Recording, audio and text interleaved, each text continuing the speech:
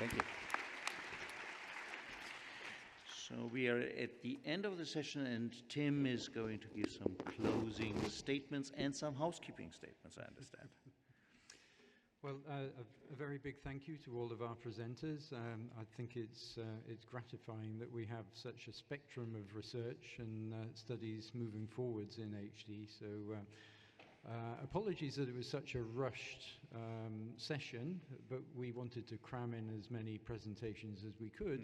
We believe the presenters will be available after the session if you have any discussions that you'd like to take up with them. So, please take that opportunity to talk to the presenters if you have questions. Thank you very much.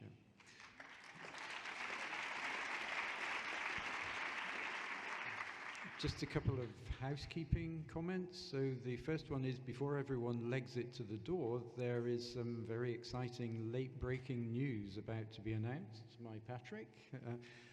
And then just before we get to that, probably more importantly, there's a very fancy pair of sunglasses have been found. I believe they were found over in the far corner. They're not really my style, so if anyone wants to claim them, they'll be in the registration area. Thank you.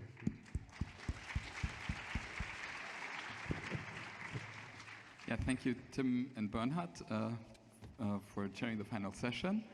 I have, before we come to the late-breaking news and, of course, the much-anticipated poster awards, one final housekeeping thing that final housekeeping thing. I wanted to remind everybody to be very responsible with the pictures you're taking here. We're totally happy with communicating this in the social media, but there have people like Nora Guthrie have shared personal videos and pictures and asked me to remind you that these should not be shared, and that I think extends not only to Nora Guthrie but also to other people who have presented here personal family pictures. That said, I will hand over to Åsa for one of the highlights, the poster awards.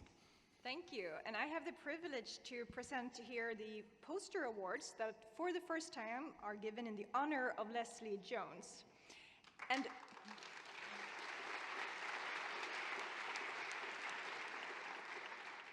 of course, the poster sessions are a really important part of these meetings, and we were fortunate to have so many very good posters. We were 3 poster judges besides myself, Dr. Katerina Mariotti from Milan, as well as Dr. Ahmad Aziz from Bonn. And we have very carefully evaluated the posters, and we can now announce 3 winners that will receive free admission to the next EHDN plenary meeting. And the winners are Maximilian Wagner from Ulm University in Germany, Laura Harris.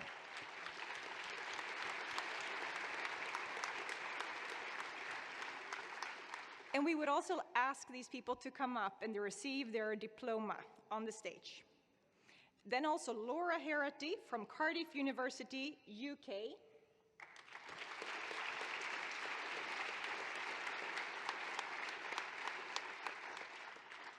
And finally, Laurent Coté from Paris.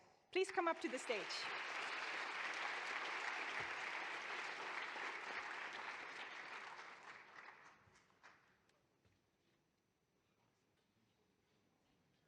Okay. This is not Max. No, I'm not Max.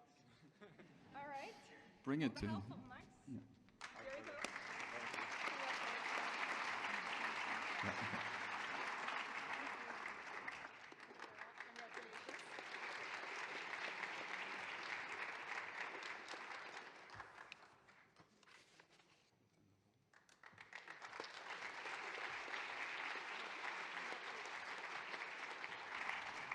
Thank you, Åsa, and thank you all the presenters.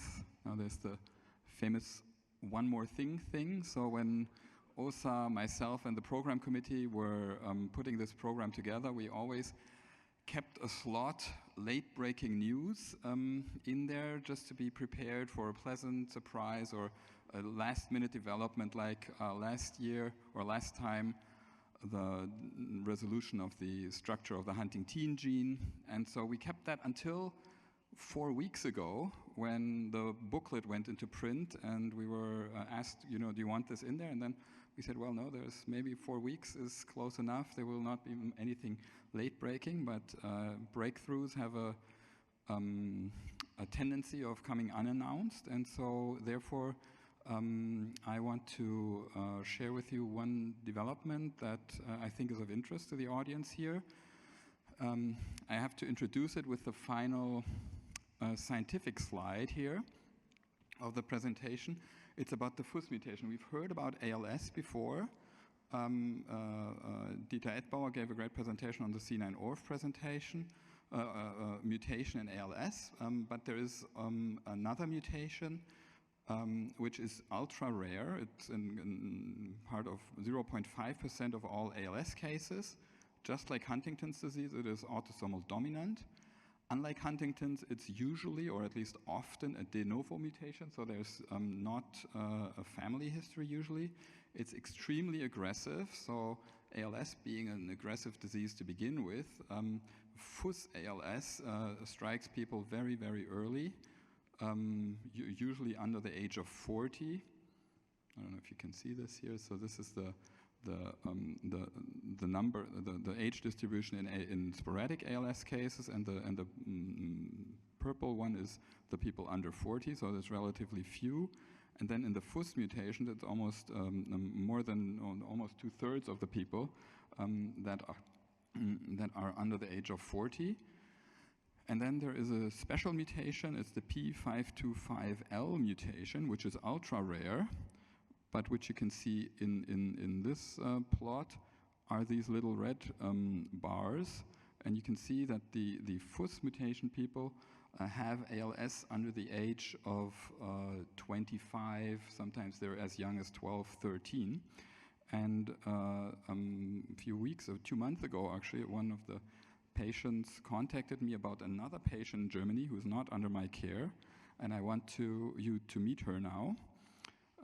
So this is Anna K. She's 18 years old from Weiblingen in Germany, not far from where I grew up, so I connected well with the mother. She's being treated by 2 first-rate neurologists, Neil Schneider from Columbia University in New York, and Markus Weber in St. Gallen, and the treatment she's receiving is a FUS antisense called jasifusen. And this is still, the jasifusen is identical to a drug called EHDN2022, which is developed by Ionis and is currently in a clinical trial. Anna was not in a clinical trial. She was in an expanded early access program because her course was so rapid. I just summarized the course here. It's you'll see that in the next 2 minutes in a short video that they prepared for us. At age, so she was born in 2004, so at age 16, or 15 really, because it was before her birthday, she developed oral onset bulbar symptoms. Then a few months later, the diagnosis of ALS was made, and in December of 2020, in the middle of the pandemic, jasifusen was started in New York, and then she was transferred to Switzerland. She started to show some improvements. Then there was it got worse actually. She had a tracheostomy, and then since September, we'll see what happened. So this is the video. It's 2 minutes, so bear with me. And another click. Born in July 2004.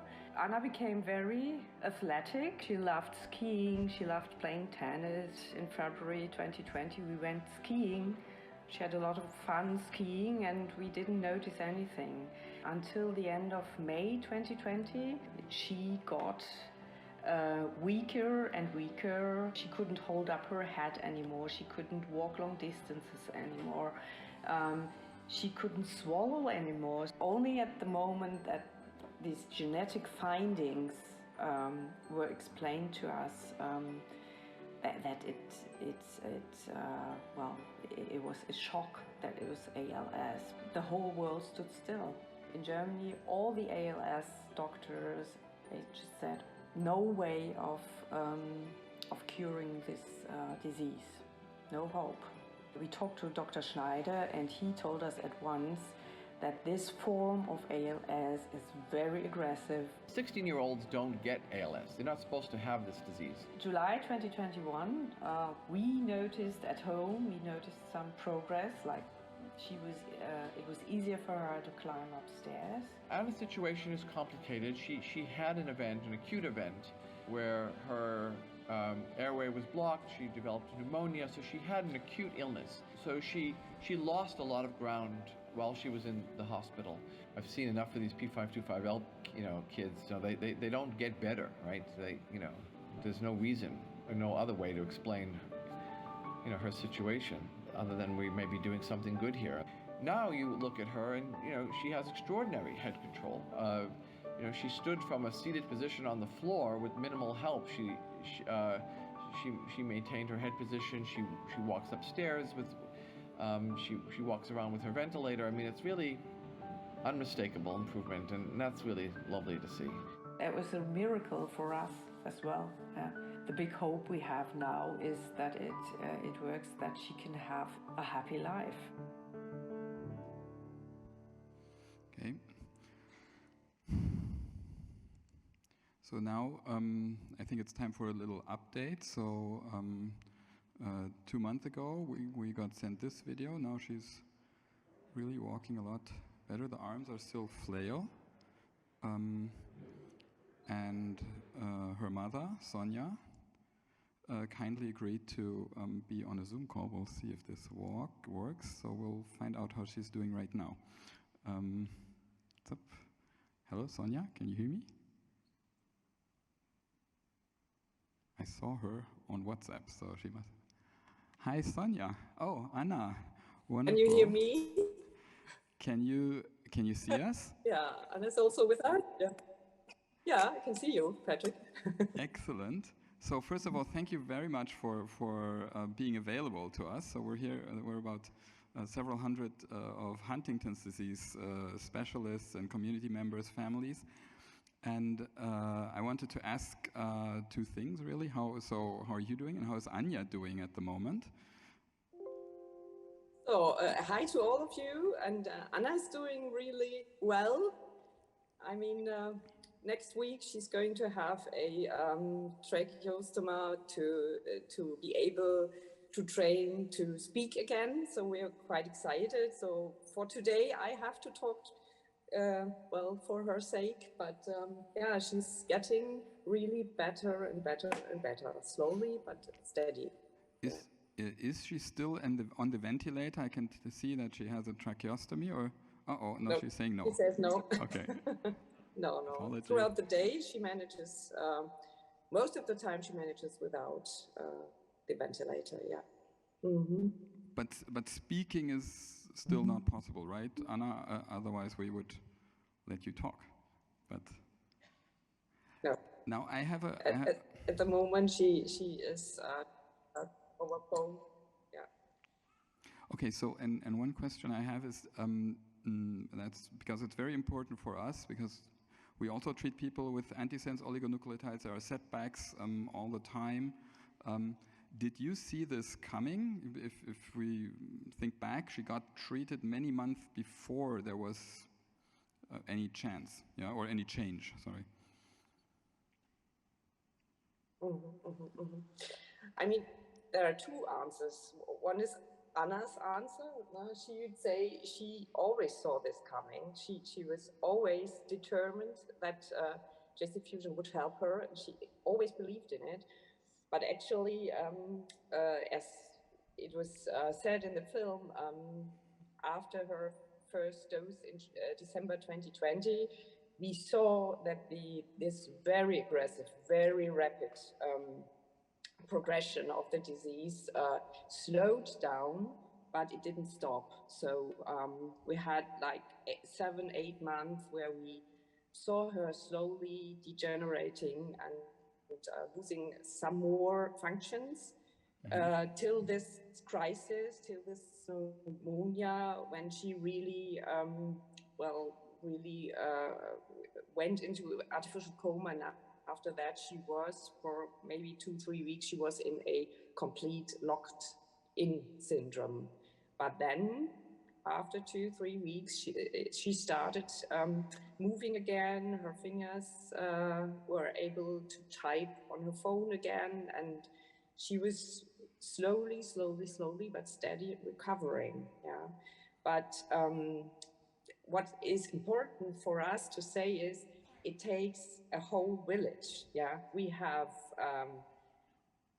therapists here every day. We have our caretakers here every day. We have it's the family, the friends. Everyone is working with her. Her dog Snoopy is working with her every day. And if we hadn't had this whole village of people and this whole training, I think it would not be possible. Yeah, but the first thing we needed was JC Fusion, and thanks to Dr. Schneider, he really cut her way to get this experimental drug for her. And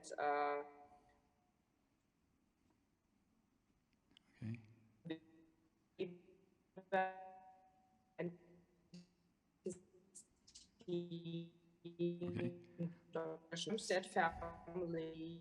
Okay, now a lot that may happen. Just that you have an impression, not only that you get one injection and then that's it. Okay, so Sonia, we're having trouble with the connection, but I think I'll summarize. I'm not sure how the sound transmission was, but what we learned and what I think is important are 2 or 3 things. One is that when the treatment started, Anna continued to get worse, yeah? And after a while, there was a slowdown in this very rapid decline. There was still, even in this phase of slowed down decline, there was a crisis, which was actually, she came very close to dying, yeah? She was resuscitated, she was in a coma for several days or even maybe weeks. And only after that was there actual recovery of lost function. But now she's clearly better than she was before she had that crisis with the aspiration pneumonia. Yeah. And the other point is that it's not just the drug, but as Sonia put it, takes a whole village. There's a lot of physical therapy going on. Snoopy the dog is involved, and that's a very motivational factor. So to us, thank you, Sonia and Anna. This is, I think, a very inspirational moment. We need to point out that there's an ongoing trial, as I said in the beginning. There are dozens of patients in that trial. We don't know the results of this trial yet, but probably not everybody is responding as spectacularly as Sonia. There is a lot to be discussed about individual cases, but as a proof of principle, it's very informative, and this is what a success of a protein-lowering intervention can look like, and we have to work very hard to make this as broadly applicable as possible. Yeah, thank you very much, and I think we should give a big applause to them.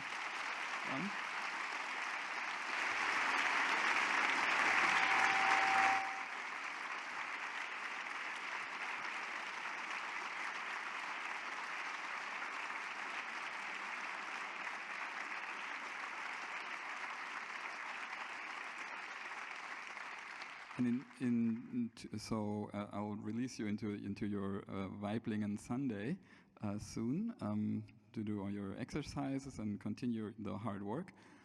And in 2 years we'll have a conference, and we'll find out where that be, but maybe we can have you come there and visit us, yeah? Anna, yeah. Say hi to Snoopy, yeah? And to everybody else. Thank you. Okay, hi. Ciao. Thank you. Bye. Okay. Thank you. That was Anna and Sonia, and now the final part. Oops. So thank you everybody for being here and for making this meeting such a tremendous success. So EHDN 2022 was always going to be special as the first meeting after the pandemic and the first reunion of our community. That said, there is a very special thanks to be said to two groups, really. Åsa, maybe you can join me. It's the program committee, which we will now ask to come on stage and receive a small token of appreciation. So, yeah. Go ahead.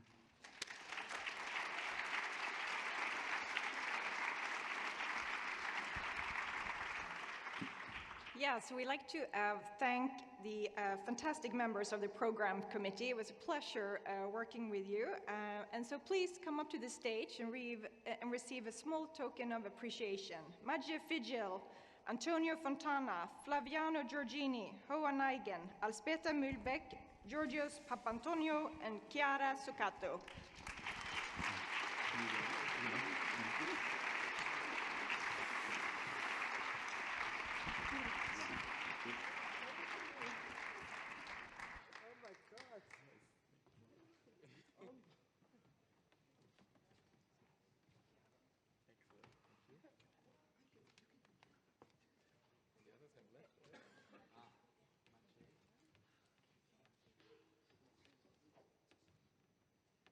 Thank you. An extra applause, please.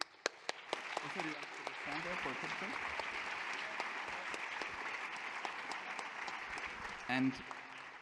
And then none of this, of course, would have been possible with the organizing team. And the heart and core of the organizing team are two Franzis.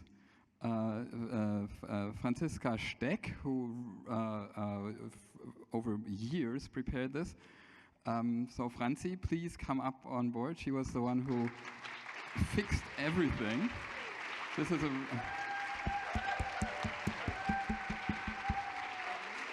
and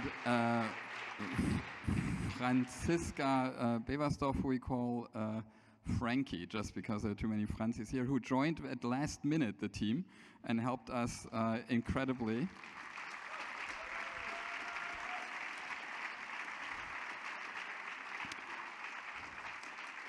And now, as the very, very, very last announcement goes, of course, to the chair of the EHDN, Anne Rosser herself. Anne, welcome. Thank you, Patrick. Okay, so thank you very much, Patrick. And I should say there are also huge thanks to Patrick and Åsa, who led this committee and produced such a fantastic programme.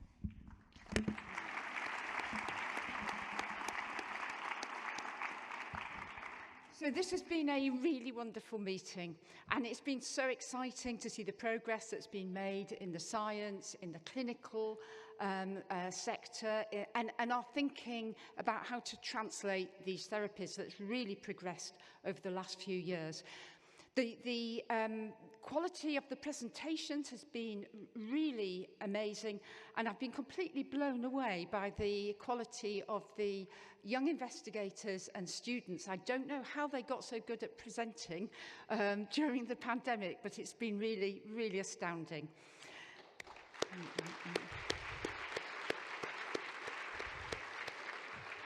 But of course, the success of the meeting is also down to all of you. So thank you so much for coming and so much for your huge enthusiasm and your engagement with all the sessions. Just two thoughts to leave you with. Looking ahead, next year is the 30th anniversary of discovery of the gene, and in your bags you'll have seen a leaflet about some of the events that are going to be going on around that, and some of them raising money for Factor H, which supports families with HD who live in poverty. And then finally, our next meeting is in Strasbourg in 2024. So we really look forward to seeing you there, and safe journey home.